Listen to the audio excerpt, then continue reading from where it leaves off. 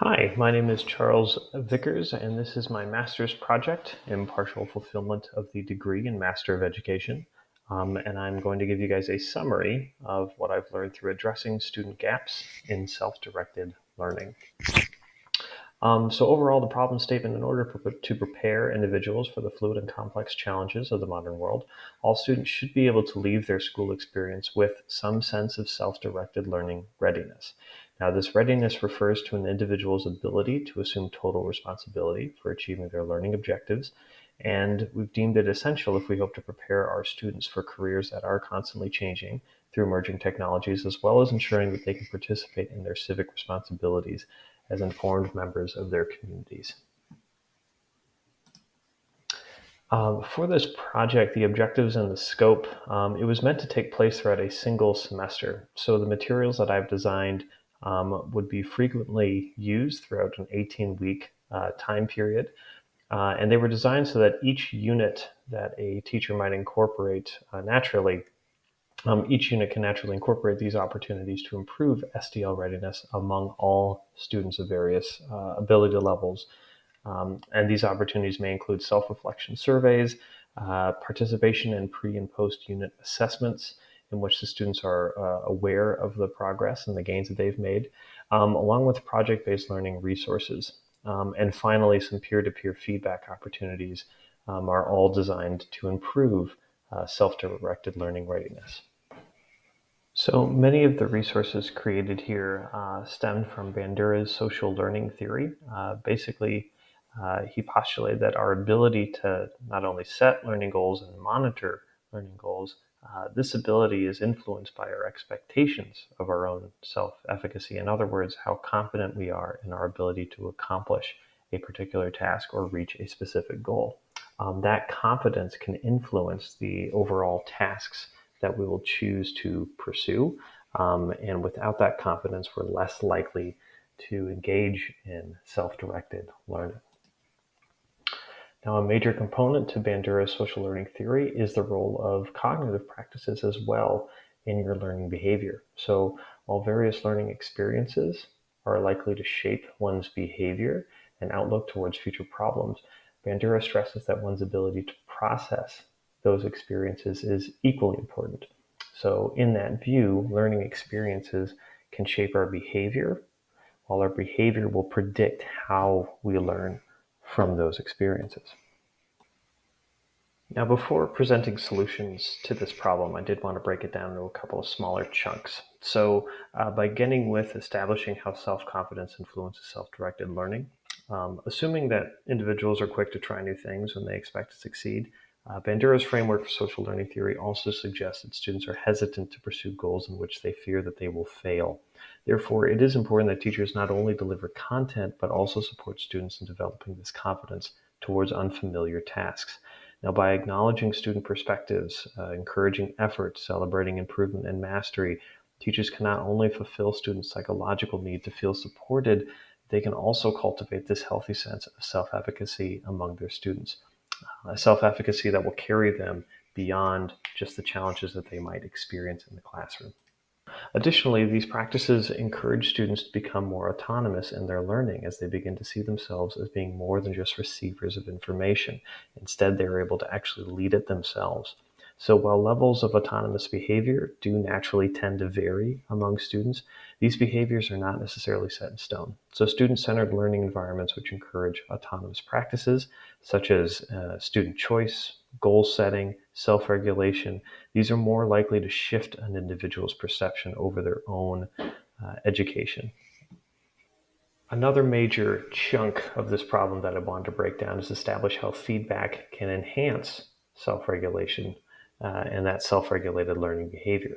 So Cleary and Zimmerman, in a 2004 study, they identified three distinct phases of self-regulated behavior, beginning with forethought. Now, during this phase, students exercise goal setting. They identify their desired outcomes of learning. However, it should be noted that this phase can be very dependent on students' intrinsic and extrinsic motivation. So what teachers should consider when designing their learning experiences is making sure that they are creating authentic experiences that will tap into those motivations, Now, once students have established those desired outcomes, their self regulation can shift into the second phase of performance control. Here, students evaluate their task specific strategies. These include time management, organization. They will continuously compare their progress in relation to their desired goal. This is certainly going to be the longest and most time consuming task. However, finally, once students have kind of reached the culmination of their project, they can engage in that third phase, and that would be self reflection. And this is where students can finally evaluate the strategies and the behaviors which aided in their success or inhibited their progress along the way. Now, it is important to stress that these phases are cyclical. So, the feedback that students receive from previous performances, hopefully, those can be used to make adjustments for future learning efforts, informing students of their level of self regulated learning behavior. This cyclical view of feedback is also supported by Bandura's social learning theory, who did understand feedback as the primary tool in which students approach new challenges or obstacles. And while time management and organization skills and self evaluation, these are all self regulated strategies that students exercise individually. It is important to note that seeking help is an additional strategy for those learning behaviors. However, it is a much more social endeavor as it's very dependent on the motivational source of adolescence. Now, students who are motivated by personal growth over their performance, they tend to view seeking help as a very beneficial practice. And while those who are more concerned with maybe outperforming their peers, they appear less likely to seek help even when they desperately need it. Now, classrooms that feel collaborative and supportive, they can encourage students to seek academic assistance. And this just makes sense as children are more likely to ask for help from like a friend or someone that they trust when they encounter a stressful or difficult task. Now, adaptive help seeking may also be contingent on students' competence, which teachers can support by providing opportunities for students to engage in maybe small groups where they practice self regulated strategies or self monitoring and self evaluation. And the findings of these are also supported by various other studies who argue that peer to peer feedback contribute to students feeling much more empowerment over their own learning when they feel comfortable asking for help when they actually need it. So the action of providing help and providing feedback to other students, additionally, allows students to feel a lot more active and committed to their tasks, more responsible for their own learning, and certainly more confident in their overall autonomy. Now, those motivations that I mentioned earlier, there are ways that teachers can capitalize on those motivations. And the focus on this motivation isn't necessarily unwarranted. Multiple studies have shown that students' interest towards their school content and their overall enthusiasm for learning, they appear to decline as students progress through their education.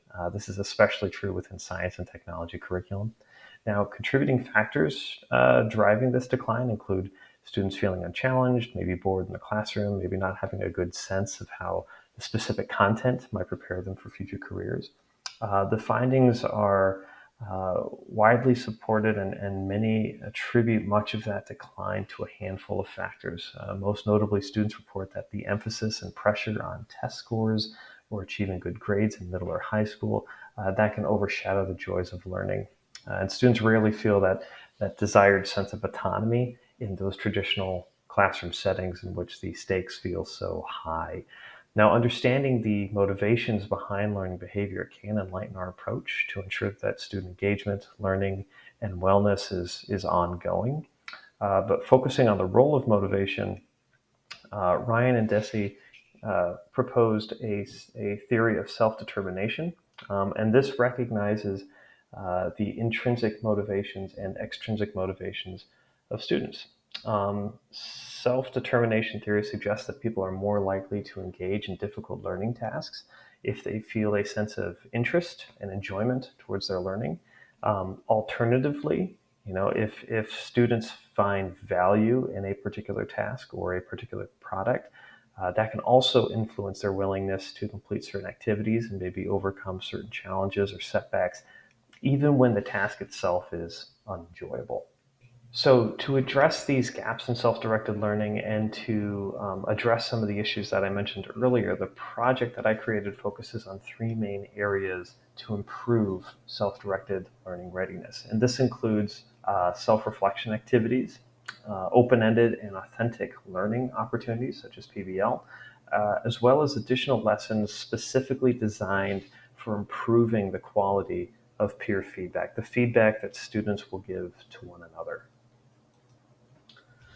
So, starting with those self reflection activities, the very first thing that I would propose at the very beginning of the semester is just a self directed learning strategy inventory.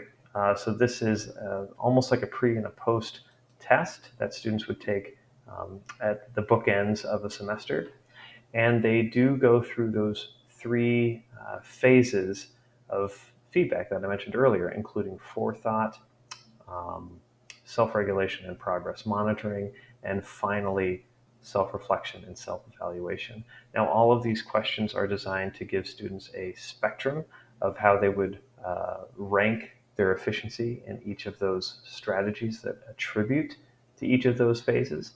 And this is something that students can refer back to and compare their responses from the beginning to the end of the year, being very honest about where their strengths are and maybe where their areas for improvement might need to be. Additionally, having frequent reminders about the qualities of self-directed learning. This should be very explicit. So reminding students again of those three cyclical phases and the strategies that are very common within each is certainly not something that can be overlooked throughout the school year. Now, throughout much of the semester, as we were practicing a lot of these self-regulated strategies, we want to incorporate them as much as we can into the curriculum. So whenever we're doing certain projects, I've created a project monitoring prompt, which again evaluates those three cyclical phases, beginning with forethought. So whenever completing a project, students would, of course, establish a personal goal for that project. They would identify, maybe their level of interest and what their motivations are, giving them a clear sense of what direction do they actually want to pursue at the beginning of this project. Throughout the project, hopefully daily, they will be able to monitor their performance, answering the following three questions every single day just to evaluate if they are truly staying on task, if they are remaining engaged, and if they are remaining enthusiastic about the challenges at hand. And finally, at the culmination of the project, once they've actually seen how the product has, shaken out, or maybe they've received actual feedback and actual letter grades for their work, they can maybe reflect on some of the strategies that worked really, really well. They can also identify some of the strategies that they might need to improve for next time. Additionally, since most of our grades are dependent on strict letter grades, asking students to be very honest about whether or not they agree with the scores that they've received on their project. This can create maybe more opportunities for a more candid dialogue between students and teachers as they work together to maybe close the gaps that were existent in these current projects.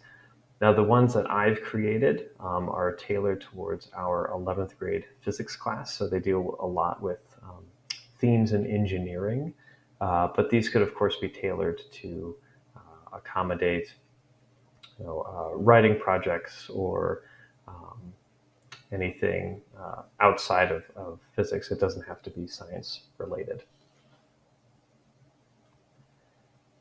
And finally, at the end of each unit, again, evaluating which processes were successful and maybe which ones were inhibiting those success.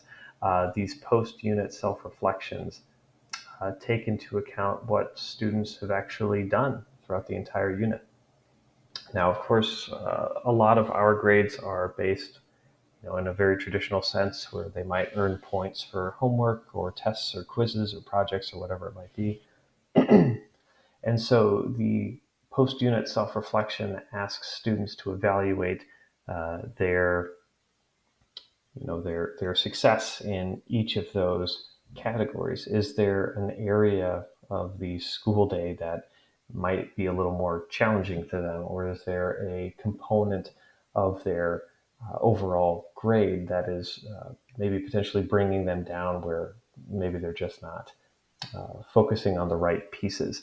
So having students look at each category and evaluate what is going well, hopefully can give them some focuses for improvement as we move into the next unit.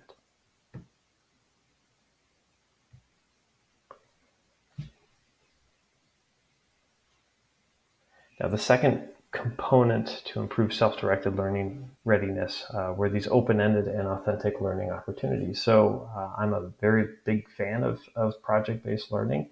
I've created a few units across different subject areas, but the one that I've here is just a sample of one of the models that we would use in our 11th grade physics course. This one's our egg drop contest, where they build a landing craft to protect an uncooked egg falling at a height of greater than 3 meters or so. But each of these PBL units that we do, each of these engineering projects that we do, are of course rooted in the standards that we're teaching, but they're a lot more applicable. So generally we propose these at the beginning of the unit. Students consider how they want to approach it, and they modify their designs as they learn more and more and more about the content itself.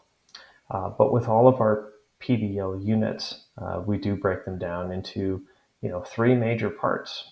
There's a lot of planning that goes into this, where it's very student driven. Of course, there are some constraints, as there are in all projects, but how students approach this problem is completely open-ended. And we actually have a feature that we try and come back to, where we want to make it more and more difficult for the following years. So the goal for a lot of students is to come up, for like in this example, come up with a material that we have to ban for next year, come up with a constraint that we have to implement for next year. And this gives students a lot more initiative to think outside the box and really make it their own. We, of course, have to evaluate the success of their overall project, but the overall success, is weighted not as large as other components. It's just one small chunk out of the greater whole. So we are emphasizing not only the success of it, but also the process to get to that overall product. And just as many points are rewarded to the analysis, again, kind of tapping into this reflection piece, identifying what went well, what did not go well, all while keeping the actual content in mind. As with all of our projects, we try and be as clear as we can in terms of how we are assessing these projects. And these are always made available for students to refer back to. And finally, for all of our PBL projects, as we are emphasizing self-regulated behavior, sharing rubrics in terms of how we, the teacher, will be assessing their self-regulated behavior.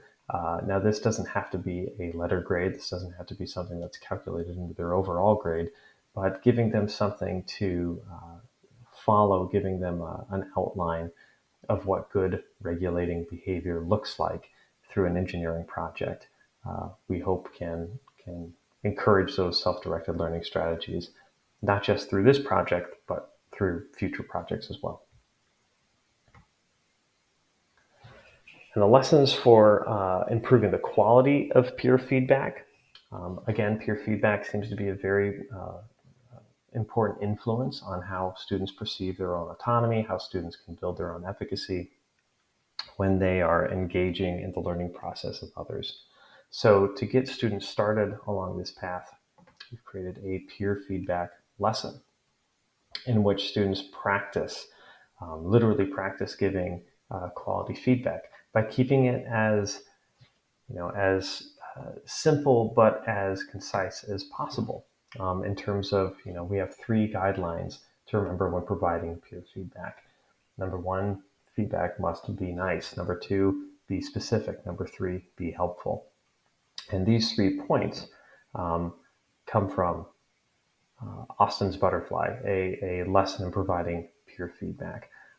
This is where students can actually engage in how they believe they receive feedback and what feedback is most beneficial to them, as well as identifying, how can we best provide feedback to one another. Hopefully, finding themselves at these three major qualities of good feedback.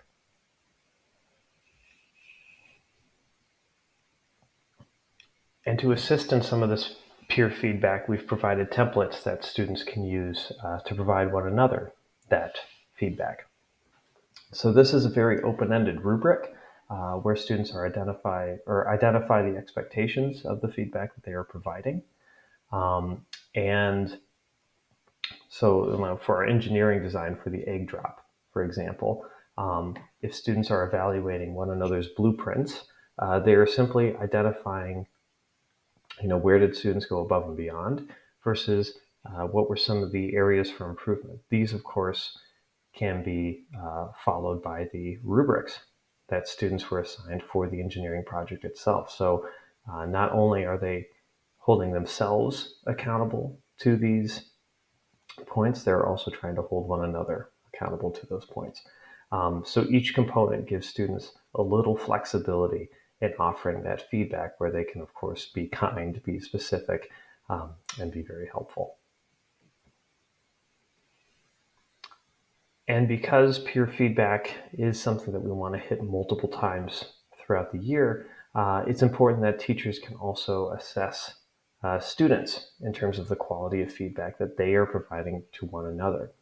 Now, this is not something that has to be tied into a letter grade, but this follows a very similar structure to how students provide one another feedback. But in this case, the teacher is providing feedback to the students regarding their feedback. So it's very meta, but hopefully this can allow students to identify, how am I providing feedback to my peers? Am I being kind? Am I being specific? Am I being helpful?